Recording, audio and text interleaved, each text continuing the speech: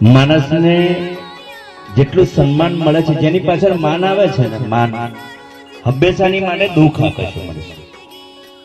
હંમેશાની માટે દુઃખ આપે છે. માન, જેને માન સન્માન મળ્યું છે તો અપમાન પણ મળી શકે છે.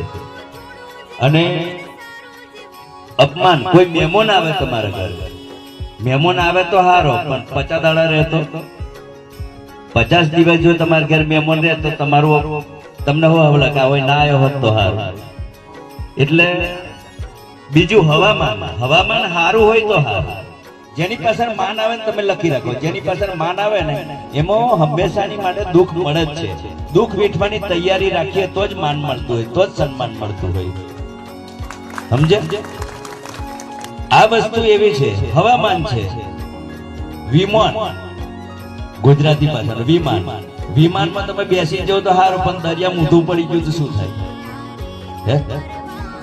વિમાન જો પડ્યું તો પછી આપણે રસ્તીઓ હોય તે બધું સ્વાગત થઈ જાય.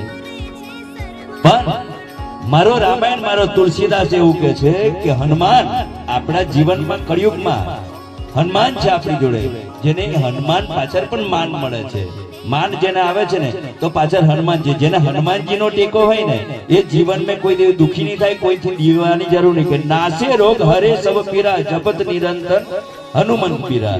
જેને જેને હનુમાનજીને ચરણે પડી છે, મનીષભાઈને મેં કીધેલું કે તમે બાપા સીતારામ એ હનુમાનજી જ છે અને તમે 100% પાસ થઈ જશો. અને જેટલા ટકા એ પાસ થશો ને એવો મેં કહી દીધેલું, કેટલા ટકા પાસ થશો એ મેં પણ કહી દીધેલું કે આટલા જ ટકા પાસ થશો, ના થતો માળાઓ નહીં પહેરવું એ કીધું. એ પણ મને મારા દાદાની કૃપા છે. બાપા સીતારામ ઉપર એટલો ભરોસો રાખીને કીધેલું. આટલો બારસ માણસ કે પાવાગઢ, હાલોલ રહ્યા, કાલોલ રહ્યા, વેજલપુર રહ્યા, બધે નોકરી કરીને ત્યાં સુધી એક ફોન મેં મને એક જ વસ્તુ કીધું, તમારે બાપુ આવવાની જરૂર નથી, તમારે આવવાની જરૂર નથી, પોલીસ સ્ટેશન લગન બધું થઈ જશે. અને થઈ જ જાય. એમનો આજ લગન મારું બહુ કામ કર્યું છે એટલે એમનો ખૂબ ખૂબ આભાર માનો છો. બાપા સીતારામ.